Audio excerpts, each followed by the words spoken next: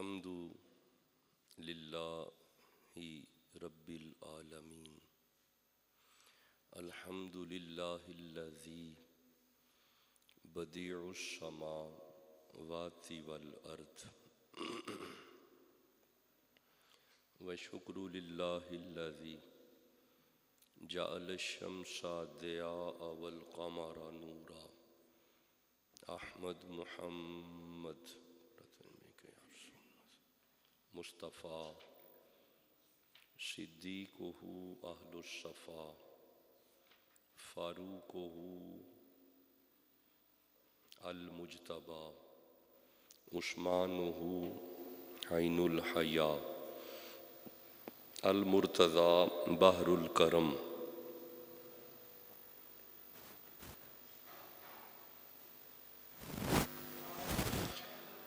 ادھر صدیق اکبر پر صداقت ناز کرتی ہے، ادھر فاروق اعظم پر عدالت ناز کرتی ہے،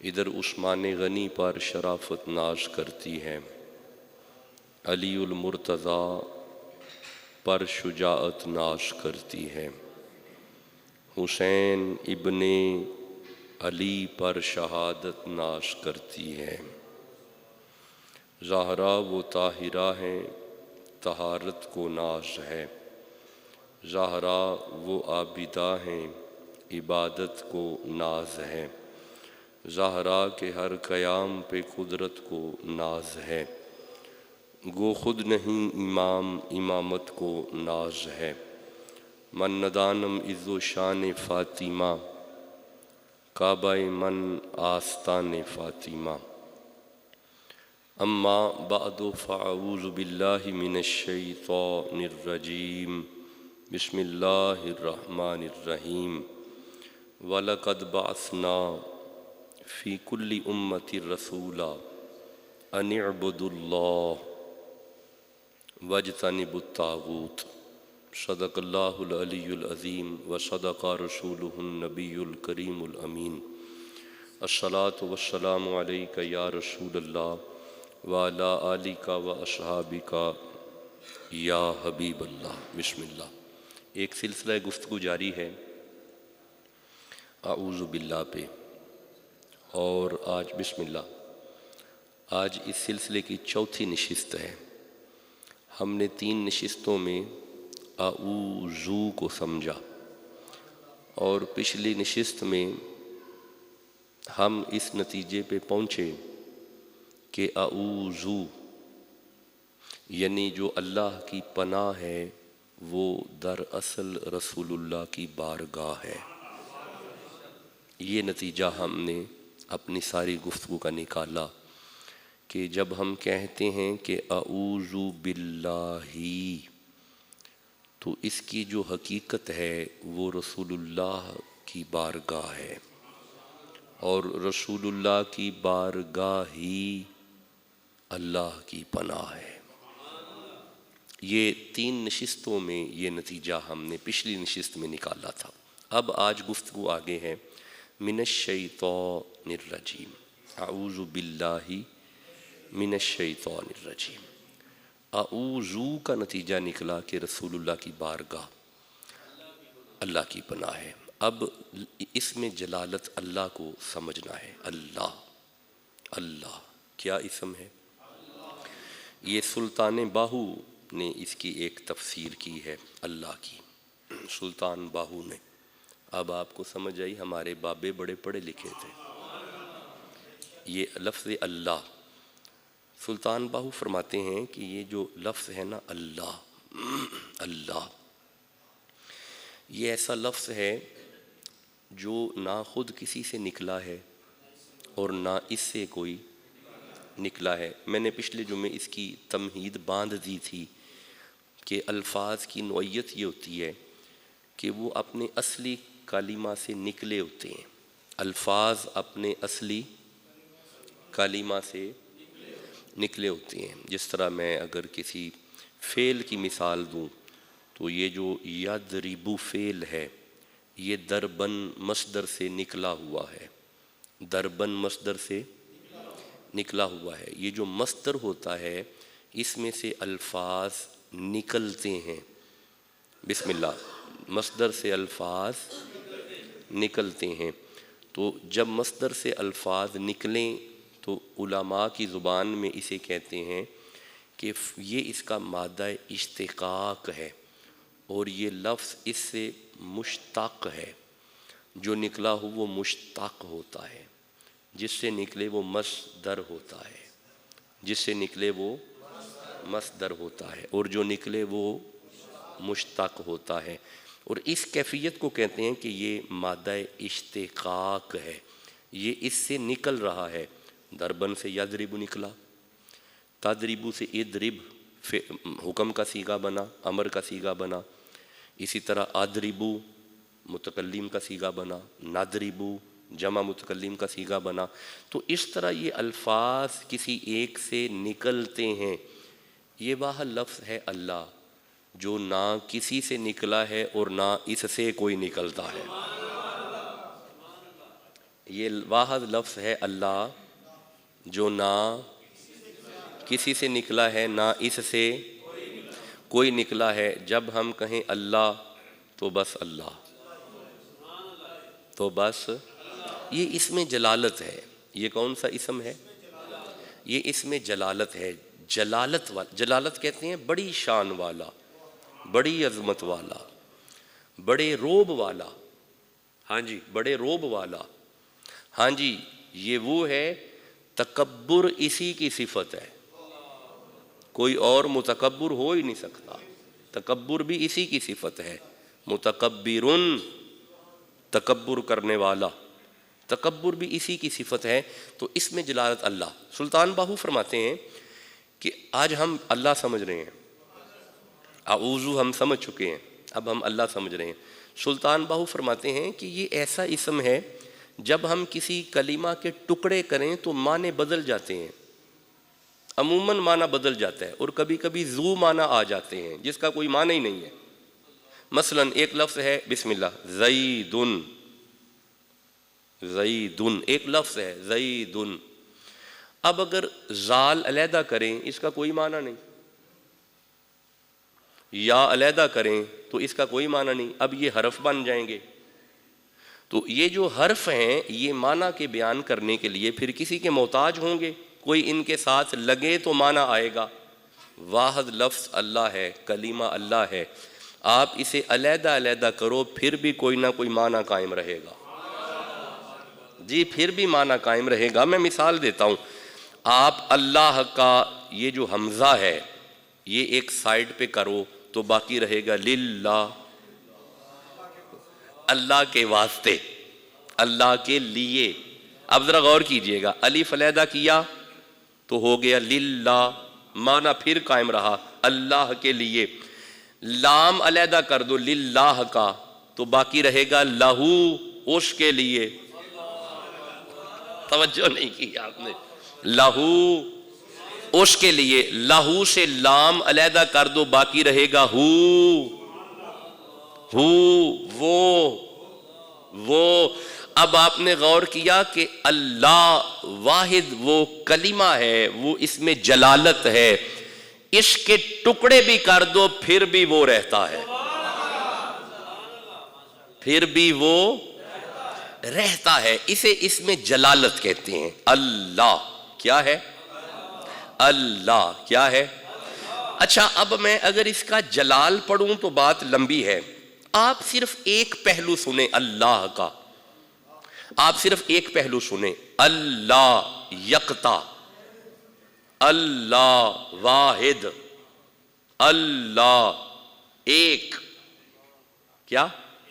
ایک. بس یہ ذرا ایک سمجھو. ایک بات یاد رکھیے گا کہ وَإِلَٰهُكُمْ إِلَٰهٌ وَاحِدٌ قُلْ هُوَ اللَّهُ أَحَدٌ. وہ ایسا ایک نہیں جو میتھمیٹکس والا ایک ہے یا فزکس والا ایک ہے یا کیمسٹری والا ایک ہے. 1/2 + 1/2 = 1. یہ میتھمیٹکس والا ایک ہے جو ٹکڑوں میں بٹ جاتا ہے. یہ کیمسٹری اور بایولوجی والا ایک ہے جس کے حصے بن جاتے ہیں. اور بھائی جو ایک ہی رہے حصوں میں نہ بٹے اسے اللہ کہتے ہیں. اور بھائی جو 1/2 ہو جائے وہ ایک نہیں ہوتا. 0.5 وہ تو ایک نہ رہا, وہ تو ٹکڑوں میں چلا گیا. حضور فرماتے ہیں اللہ ایسا ایک نہیں ہے, وہ ایسا ایک ہے جس کے ٹکڑے ہو ہی نہیں سکتے. قل هو اللہ احد, وہ ایک ہے اللہ. اچھا ذرا ٹھہریے گا, میں ذرا آپ کو بتاؤں کہ یہ اللہ کی معرفت جو ہے, یہ تو ہم ابھی لیکچر سن رہے ہیں اللہ پہ, اس کی معرفت کب سے ہے؟ میں تھوڑا سا پیچھے جاؤں. اب ہم نے اس میں جلالت اللہ سمجھ رہے ہیں, اور جس کی پناہ میں آنا ہے. اب اللہ سمجھو ذرا, میں نا ایک بخاری شریف سے حدیث پڑھتا ہوں. اچھا پہلے ایک آیت پڑھتا ہوں سورہ اعراف سے. اللہ فرماتا ہے, جلدی سے پڑھوں گا کیونکہ رکوں گا نہیں ورنہ اس آیت پہ ڈیٹیل سے گفتگو ہے. وَإِذْ أَخَذَ رَبُّكَ مِن بَنِي آدَمَ مِن ظُهُورِهِمْ ذُرِّيَّتَهُمْ, اے رسول اللہ, اے محمد یاد کیجئے جب آپ کے رب نے اولاد آدم کو ان کی پشت سے نکالا.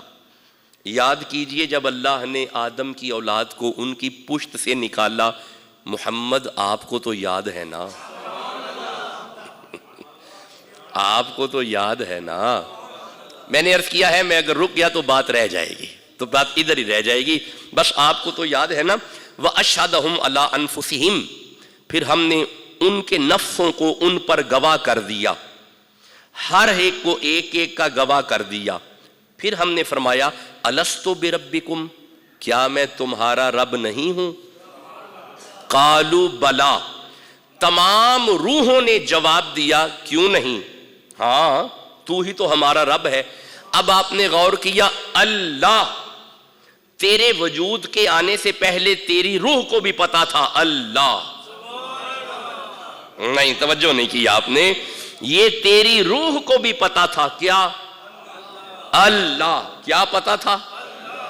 تیری روح کو خبر دے دی گئی تھی. کیا اللہ. یہ آپ کے وجود میں آنے سے پہلے کی بات ہے. اچھا ذرا اب ٹھہرنا, اب میں ایک حدیث پڑھتا ہوں. امام بخاری فرماتے ہیں ما من مولود الا یولد علی الفطرہ. اللہ فرماتا ہے, رسول اللہ فرماتے ہیں کہ جب بھی کوئی بچہ پیدا ہوتا ہے نا, اسے فطرت پہ پیدا کیا جاتا ہے. کس پہ؟ بولے بولے, فطرت. فطرت پہ پیدا کیا جاتا ہے. نو کوسچن از دیٹ کہ واٹ از فطرت. اب سوال پیدا ہوگا یہ نیچر کیا ہے, فطرت کسے کہتے ہیں؟ فطرت کا جو مادہ اشتقاق ہے وہ ہے فطارہ. کیا ہے؟ فطارہ. علماء لغت نے لکھا, بالعموم تمام علماء لغت نے, اور بالخصوص علامہ راغب اصفہانی نے المفردات فی غرائب القرآن میں لکھا کہ فطرت کہتے ہیں وَفَطَرَ اللَّهُ الْخَلْقَ, اللہ پیدا کرتا ہے مخلوق کو اس پہ. اب یہ ہے کیا؟ وَهُوَ إِيجَادُهُ الشَّيْءٍ إِبْدَاؤُهُ عَلَىٰ هَيْئَةٍ مُتَرَشَّحَةٍ لِفِعْلٍ مِنَ الْأَفْعَالِ, شے کی تخلیق کا اس طرح کرنا کہ اس شے میں کسی فعل کی استعداد ہو, قوت ہو, طاقت ہو, اسے فطرت کہتے ہیں.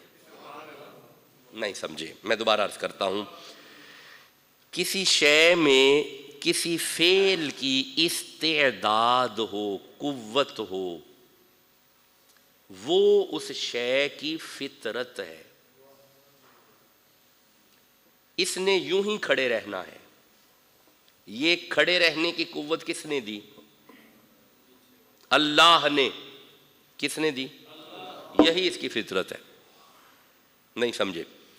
یہ دیوار ہے, اس کے اندر کنکریٹ ہے, سریا ہے, سیمنٹ ہے, اینٹ ہے, اس نے مضبوطی سے کھڑے رہنا ہے تاکہ اسے اٹھائے رکھے. یہ اس کی فطرت ہے. یہ اس کی, یہ بیم پڑا ہوا ہے, بیم پڑا ہوا ہے, اس بیم نے یہیں مضبوط رہنا ہے.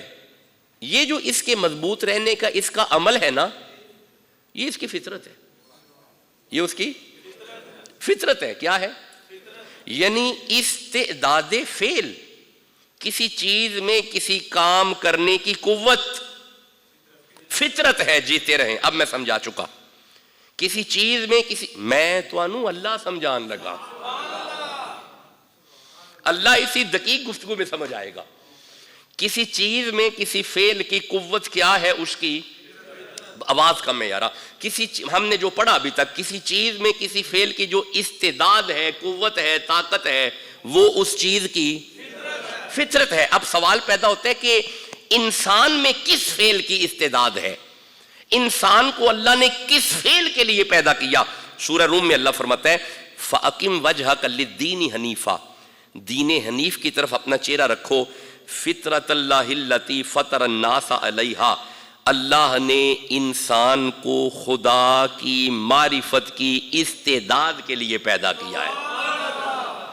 اللہ نے تمہیں اپنی معرفت کی استعداد کے لیے پیدا کیا.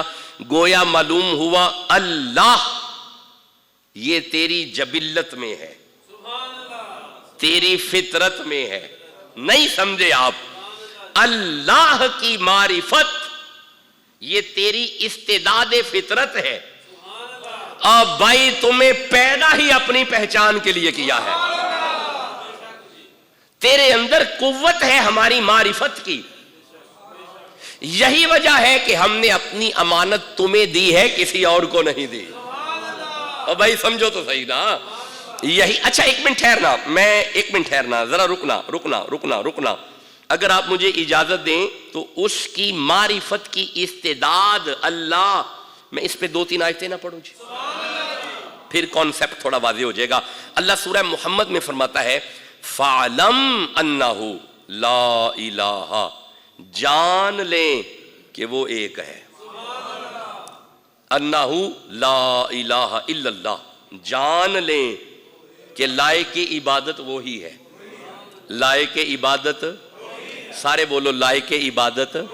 اچھا ایک منٹ ٹھہرنا, سورہ اللہ اکبر کبیرہ, سورہ لقمان کی آیت میرے سامنے آئی ہے. اللہ, آج ہم سمجھ رہے ہیں اللہ, اور ہم پہنچے اس نتیجے بسم اللہ کہ وہ ایک ہے. یہ ذرا آپ کی زبانوں پہ آنا چاہیے, وہ اس پہ ذرا ایک آیت سنیے گا, سورہ لقمان کی ہے. وَإِذْ قَالَ لُقْمَانُ, حضرت لقمان علیہ السلام لِابْنِهِ, اپنے بیٹوں سے مخاطب ہیں. وَهُوَ يَعِظُمُوهُ یا بنیا, آپ نے اپنے بیٹوں سے واز کی, تقریر کی. کیا تقریر کی؟ یا بنیا, اے میرے بیٹو, لا تشرک باللہ, اللہ ایک ہے, اس کے ساتھ شریک کسی کو نہ ٹھہرانا. کیونکہ ان شرک لظلم عظیم, کیونکہ شرک ظلم عظیم ہے. شرک ظلم عظیم ہے. اس میں جلالت اللہ ایک ہے. آپ نے غور کیا اللہ پہ تقریر حضرت لقمان نے بھی کی ہوئی ہے. لفظ اللہ پہ تقریر حضرت. اچھا آپ کو وہ ولی تو یاد ہے, آصف بن برخیہ یاد ہے, جب سلیمان علیہ السلام نے فرمایا کہ بلقیس کے آنے سے پہلے تخت چاہیے, تو اس وقت وہ ولی اٹھا, اس نے کہا قال الذی عنده علم من الکتاب انا آتیک بھی قبل ان یرتد الیک طرفک. آپ اپنی آنکھیں بند کر کے کھول لیں, آپ کی بند آنکھ بعد میں کھلے گی, ولی تخت پہلے لائے گا. وہ ذہن میں آ گیا ذہن میں. تو پھر تخت فوراً آیا تھا یا دیر لگی؟ جواب دیں. ارجنٹ پہنچا, فوراً آیا. علماء صوفیاء لکھتے ہیں کہ وہ تخت فوراً اس لیے آ گیا کیونکہ آصف بن برخیہ اس میں جلالت اللہ کا عامل تھا. وہ ہر وقت پڑھتا تھا اللہ اللہ اللہ. کیوں چپ ہے؟ اللہ بڑا متبرک نام ہے اللہ, یاد رکھنا بڑی قوت ہے اس میں. اللہ, پھر پڑھو اللہ. علماء صوفیاء فرماتے ہیں کہ آصف بن برخیہ کہیں گیا نہیں تھا, آ گیا تھا, وہاں پہ تخت آ گیا تھا. اب آپ سمجھ رہے ہیں بڑا عظمت والا نام ہے. ہمارے صوفیاء تو ذکر یہ کرواتے ہیں اللہ اللہ, یہ تو ذکر کرواتے ہیں ہمارے صوفیاء اللہ. کیا میرے دوستوں کو سمجھ آ رہا ہے؟ اچھا آئیے تھوڑا سا آگے چلتا ہوں، تھوڑا سا، یہ ڈیٹیل لیکچر ہے، یہ جو اللہ ہے نا اس پہ لیکچر ڈیٹیل ہے، لیکن آج رہنا چونکہ اپنے وقت پہ ہے، میں یہیں سے میرا ایک ٹور ہے، میں ادھر نکل رہا ہوں، تو اس لیے میں جماعت انشاءاللہ کروا کے جاؤں گا، میں آپ کے درمیان ہوں، نماز پڑھ کے جائیں گے، کیونکہ خانقاہ شریف پہ جمعہ نہیں میں جاؤں گا، وہاں پہ چھوٹے شاہ صاحب ذمہ داری نبھائیں گے، اور آج میں آپ کے درمیان نماز ادا کر کے جاؤں گا۔ آئیے ذرا سورہ نحل کی آیت پڑھتا ہوں۔ اللہ فرماتا ہے وَلَقَدْ بَعَثْنَا فِي كُلِّ أُمَّةٍ رَسُولًا، توجہ، وَلَقَدْ بَعَثْنَا فِي كُلِّ أُمَّةٍ رَسُولًا، البتہ تحقیق ہم نے ہر امت میں ایک ایک رسول بھیجا، کس لیے؟ أَنِ اعْبُدُوا اللَّهَ، ہر رسول اپنی امت کو بتائے اللہ، کیا بتائے؟ بس یہی بات ہے، اس میں جلالت اللہ، آج ہم اللہ پہ بات کر رہے ہیں، اللہ، ہر نبی کا مشن، میں اس کی سیگریگیشن کر چکا ہوں، میں اس کے عادات پہ بات کر چکا ہوں، اب آیات پڑھ رہا ہوں، اللہ۔ اچھا ایک منٹ ٹھہرنا، میں ذرا 3-4 آیتیں پڑھتا ہوں۔ سورہ ہود میں اللہ فرماتا ہے وَإِلَىٰ عَادٍ أَخَاهُمْ هُودًا، ہم نے ان کے بھائی ہود کو قوم عاد کی طرف بھیجا، ہود نبی ہیں، عاد قوم ہے، اللہ فرماتا ہے بھیجا پتہ کس لیے؟ قَالَ يَا قَوْمِ اعْبُدُوا اللَّهَ، تاکہ حضرت ہود قوم عاد کو بتائیں اللہ، کیا بتائیں؟ بڑا مزہ ہے اس لفظ میں، کیا بتائے؟ اچھا ایک منٹ ٹھہرنا، ذرا اس کی 61 نمبر آیت سننا، وَإِلَىٰ ثَمُودَ أَخَاهُمْ صَالِحًا، اللہ فرماتا ہے ہم نے قوم سمود کی طرف ان کے بھائی صالح کو بھیجا، اور وہ بھی جا کے فرماتے ہیں قَالَ يَا قَوْمِ اعْبُدُوا اللَّهَ، حضرت صالح بھی اپنی قوم سے فرماتے ہیں سنو اللہ، کیا فرماتے ہیں؟ پھر بولو کیا فرماتے ہیں؟ کیا لطف ہے۔ اچھا ذرا ٹھہرنا، سورہ ہود کی 84 نمبر آیت پہ آنا، وَإِلَىٰ مَدْيَنَ أَخَاهُمْ شُعَيْبًا، ہم نے مدائن کی طرف حضرت شعیب کو بھیجا، اور شعیب علیہ السلام نے بھی یہی فرمایا قَالَ يَا قَوْمِ اعْبُدُوا اللَّهَ، اے قوم سنو اللہ، کیا سنو؟ بڑی جلالت ہے اس لفظ میں، کیا سنو؟ اچھا ایک منٹ ٹھہرنا، سورہ اعراف کی ایک آیت پڑھتا ہوں، مزہ تو ہے نا قرآن میں۔ اللہ فرماتا ہے لَقَدْ أَرْسَلْنَا نُوحًا إِلَىٰ قَوْمِهِ، ہم نے ان کی قوم کی طرف، اس قوم کی طرف حضرت نوح کو بھیجا، اور جناب نوح نے بھی یہی کہا فَقَالَ يَا قَوْمِ اعْبُدُوا اللَّهَ، اے قوم سنو اللہ، کیا سنو؟ پھر بولو۔ اب آپ نے غور کیا ہر نبی کی تقریر ہے اللہ، ہر نبی کی تقریر ہے، اور وہ تقریر کیا ہے؟ ایک، اور وہ ایک کون ہے؟ کیا یہاں تک لیکچر سمجھ آ گیا؟ تقریر کیا ہے؟ اور یہ ہر نبی کا موضوع ہے تقریر کا، ہر نبی کا عنوان اللہ ہے، ہر نبی کی یہی تقریر رہی ہے۔ اب ذرا رکنا، اب آؤ ذرا سورہ ابراہیم کی طرف چلتے ہیں۔ انبیاء نے بتا تو دیا اللہ، اب آپ جانتے ہیں کہ انبیاء پہ سوالات ہوئے، جناب موسیٰ سے کہا کدھر ہے؟ دکھا دے، یاد آ گیا؟ دکھا دے۔ جناب موسیٰ نے عرض کیا ربی ارنی، مولا دیکھنا چاہتا ہوں، فرمایا لن ترانی، پیغام دیں، دکھا تو دیں پر دیکھ نہیں سکیں گے، معرفت ہے پر دیکھنے کی استعداد نہیں ہے، دیکھنے کی استعداد نہیں ہے۔ اچھا میں اگر اس طرف جاؤں گا تو بات ادھر چلی جائے گی، میں واپس آتا ہوں۔ لوگوں نے حوالہ مانگا، کس کا؟ اللہ، اللہ کا حوالہ دیں، انبیاء نے پھر دیے، جی دیے۔ مثلا لوگوں نے کہا اللہ ہے، موسیٰ فرماتے ہیں کہا جی ہمیں یقین دلوائیں، فرمایا آؤ میری طرف، یہ دیکھو یوں کیا، یوں کر کے یوں کیا تو چمکنے لگا، تو انہوں نے پوچھا یہ کیسے چمکا؟ فرمایا اسی نے چمکایا ہے، وہ جو ہے نا اسی نے۔ اچھا ذرا ٹھہرنا، انہوں نے پھر اعتراض کیا نہیں جی ہمیں یقین نہیں ہے، فرمایا ٹھہرو، وما تلک بیمینک یا موسیٰ، جب آپ نے فرعون کے دربار میں اعلان کیا اللہ ہے، انہوں نے کہا ہم نہیں مانتے، فرمایا وما تلک، انہوں نے رسیاں پھینکی سانپ بنی، فرمایا وما تلک بیمینک یا موسیٰ، موسیٰ آپ کے ہاتھ میں کیا ہے؟ قال ہی عصایا، مولا یہ میرا ڈنڈا ہے، فرمایا پھینکو، جو اسے اژدہا بنائے بتانا وہی میرا اللہ ہے، جو اسے اژدہا بنائے وہی میرا اللہ ہے۔ پھر بھی یقین نہ آیا، فرمایا پھر انہیں طور پہ لے آؤ، ہماری تجلی آئے گی، جو اس تجلی کو بھیجے اس کے پیچھے بولو اس کے پیچھے اللہ ہے، اس کے پیچھے۔ اچھا اب اس طرح جاؤں گا تو بات پھیل جائے گی۔ اللہ کا ایویڈنس تجلی، اللہ کا ایویڈنس آسا، اللہ کا ایویڈنس اس کا اژدہا بننا، اللہ کا ایویڈنس حضرت موسیٰ علیہ السلام آگے ہیں، آگے پانی آ گیا، کہا اب کیا ہوگا؟ فرمایا گھبراؤ نا، اللہ ہے نا، ہے نا جی اللہ۔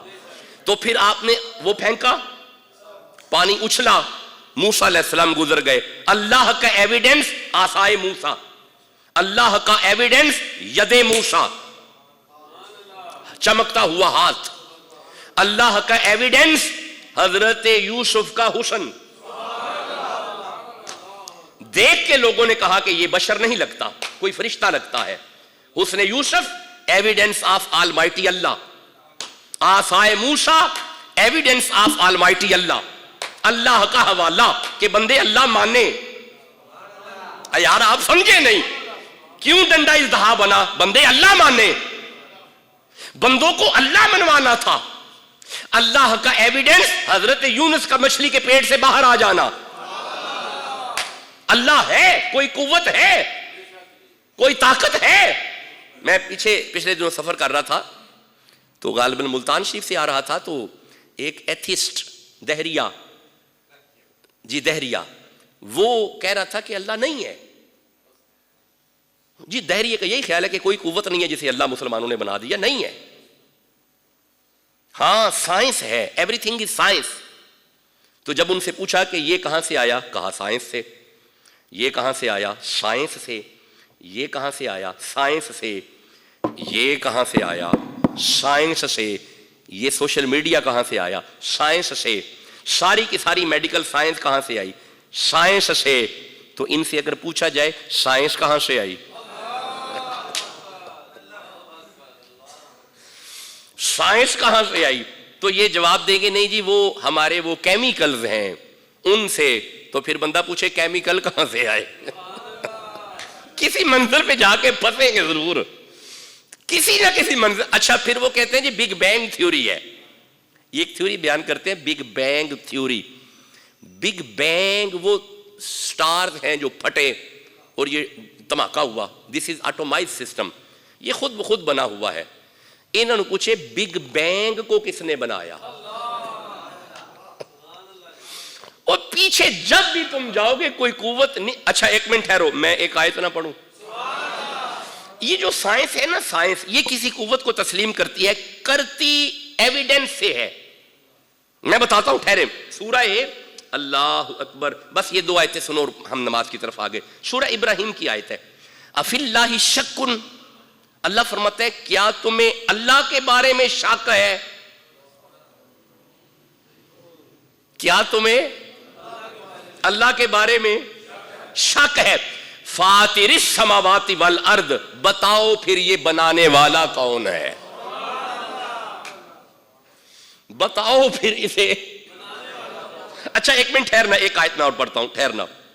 اللہ اکبر، سورہ آل عمران کی آیت ہے، ان فی خلق السماوات والارض، توجہ، واختلاف اللیل والنہار، یہ دن اپنے وقت پہ آ رہا ہے، یہ جائے گا، رات آ جائے گی، اس میں سورج نے آنا ہے، سورج نے اپنے وقت پہ اس گردش کو پورا کرنا ہے اور ادھر آ کے پھر ڈوب جانا ہے۔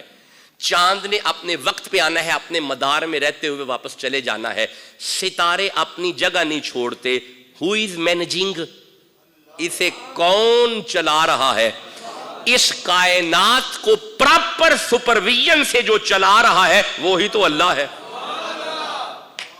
وہی تو اللہ ہے۔ اچھا ذرا ٹھہرنا، هو الذی، توجہ، هو الذی یصورکم فی الارحام کیف یشاء، یہ جو ماں کے پیٹ میں تمہاری مختلف تصویریں بنا رہا ہے یہ کون ہے؟ بتاؤ نا یہ کون ہے؟ کون سی سائنس ہے؟ نہیں توجہ نہیں کی، کون سی سائنس ہے نا پیچھے کوئی تو ہے۔ اچھا ایک منٹ ٹھہرنا، تبارک الذی بیدہ الملک، یہ سارا ملک جس کے ہاتھ میں ہے بتاؤ نا کون ہے؟ وہی تو اللہ ہے۔ اچھا ایک منٹ، الذی، توجہ، الذی خلق الموت والحیات لیبلوکم ایکم احسن عملا، یہ جو زندگی دے رہا ہے، موت دے رہا ہے، پھر موت کے بعد اٹھا کے جنت دے گا، کون ہے؟ بتاؤ نا، اسے کون مینج کر رہا ہے؟ اچھا ایک منٹ ٹھہرنا، ایک بڑی پیاری آیت میرے ذہن میں آئی، سورہ نحل کی آیت ہے، آپ جاگ رہے ہیں؟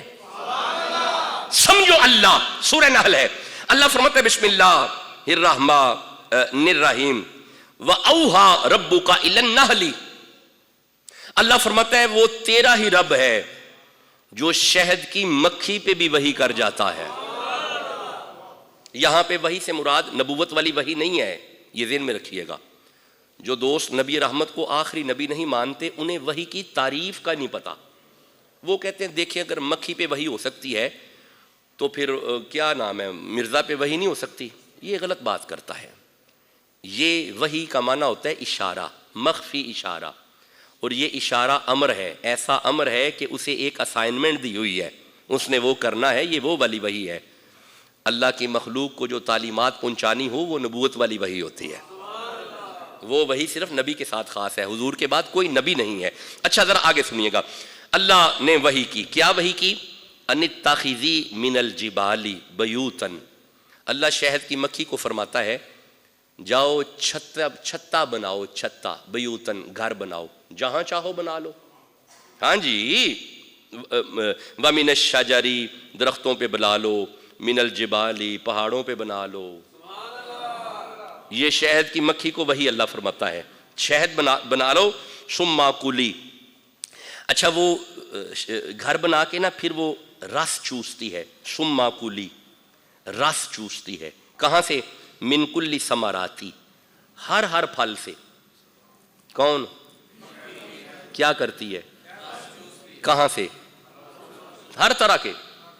اچھا یہ نہیں کہ فریش سے چوستی ہے اور گلے سڑے پہ نہیں جاتی، سب پہ جاتی ہے، باسی ہے اس پہ بھی جاتی ہے، تازے پہ بھی جاتی ہے، جی ایسے ہی ہے نا یار، جو پھل گلا ہوا ہے منڈی میں پڑا ہوا ہے، شہد کی مکھی اس پہ بھی بیٹھ جاتی ہے، وہاں سے بھی چوستی ہے، تازہ سے بھی چوستی ہے۔ اب آگے سننا، اللہ فرماتا ہے فَاسْلُوكِي سُبُلَ رَبِّكِ ذُلُولًا، پھر وہ چلتی ہے رس چوسنے کے بعد اپنے رب کی راہوں پہ،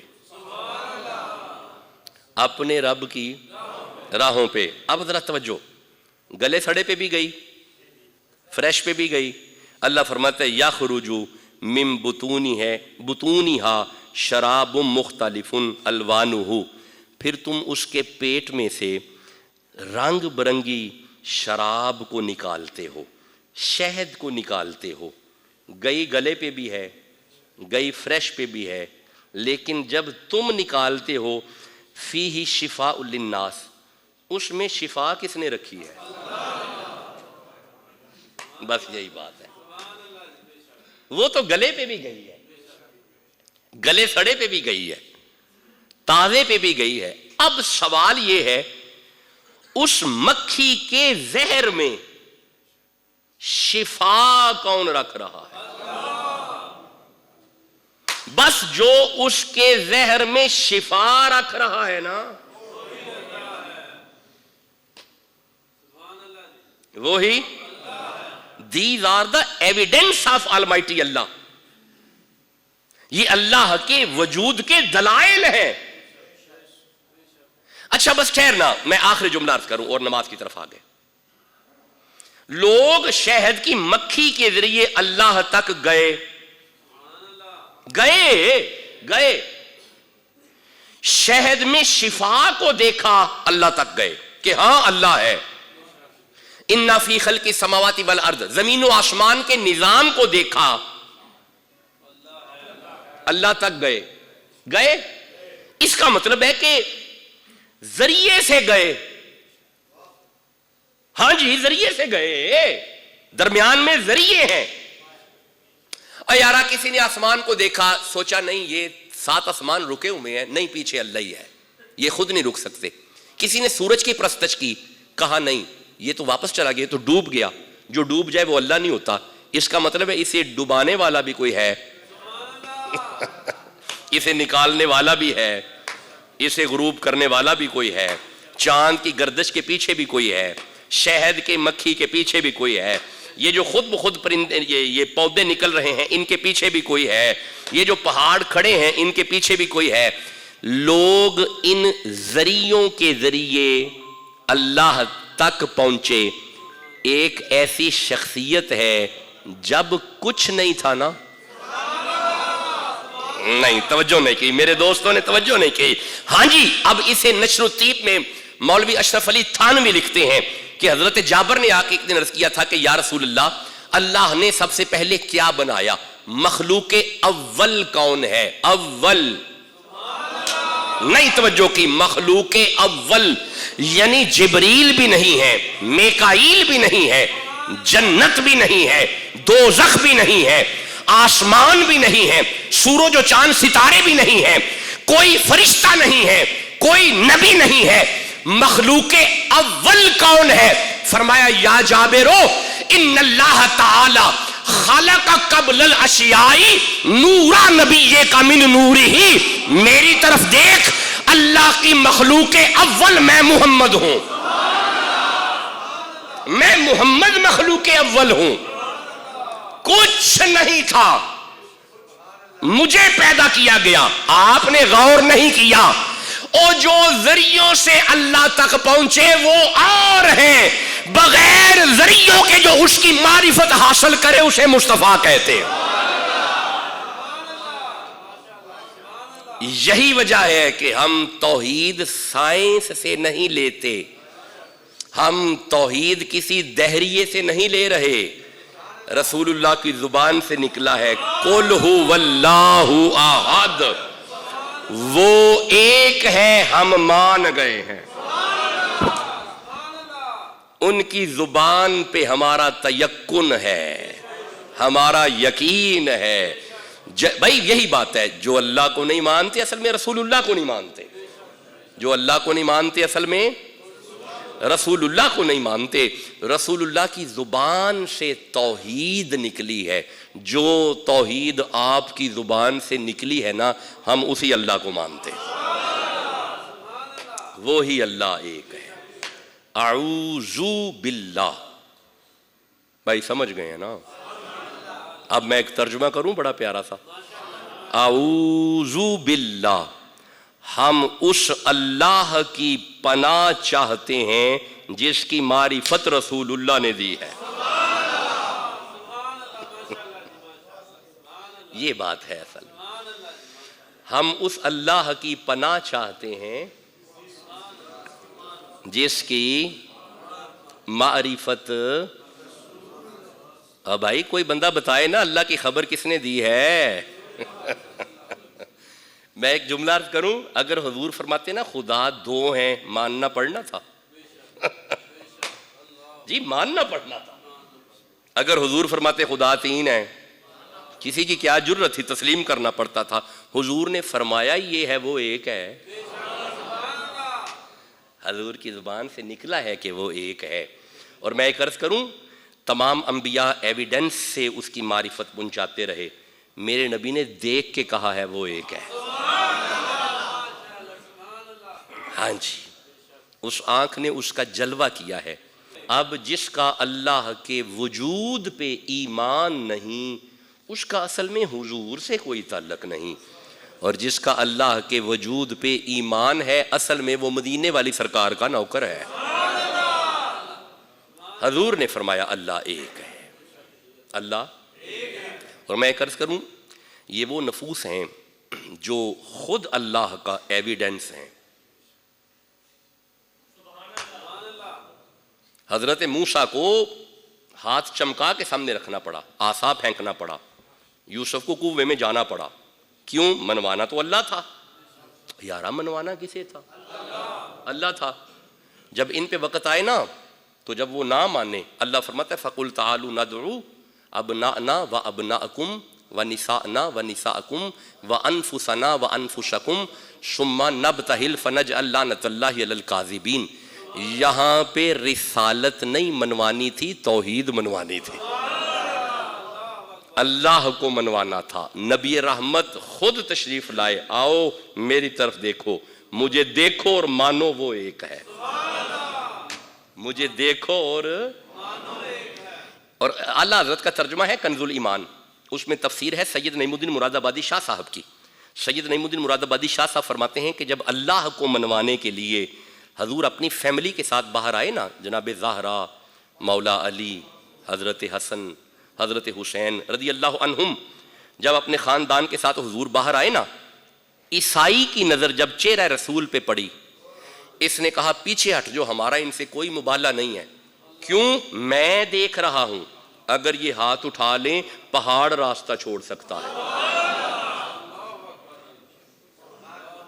اگر یہ ہاتھ اٹھا لیں پہاڑ راستہ، تو پھر میں کہہ لوں اس میں جلالت اللہ کا مظہر رسول اللہ ہے، جس کا دل کرتا ہے میں اللہ تک آ جاؤں، زہرا کے بابا کے در پہ آ جاؤ، اللہ مل جائے گا۔ بس باتیں مکمل ہوئی، اعوذ باللہ پہ لیکچر مکمل ہوا، اعوذ باللہ پہ۔ میں جب یو کے سے واپس آؤں گا تو پھر من الشیطان الرجیم سے بات شروع کریں گے۔ میرا چونکہ 26 کی میری فلیٹ ہے تو موج دریا شاہ جی باقاعدہ تشریف لائیں گے، درمیان میں پیر سونا میں شاہ جی سے بھی عرض کروں گا کہ ایک جمعہ کے لیے وہ بھی آ جائیں، اور انشاءاللہ پھر یہی تسلسل آگے چلے گا، یہی تفسیر آگے چلے گی۔ ہم پڑھ چکے اعوذ باللہ، اب ہم پڑھیں گے من الشیطان الرجیم، اس پہ انشاءاللہ تفصیلی بات کریں گے۔ کوئی حکم تو نہیں اس کے علاوہ جی؟ چلیں، میرا مالک آپ کو برکتیں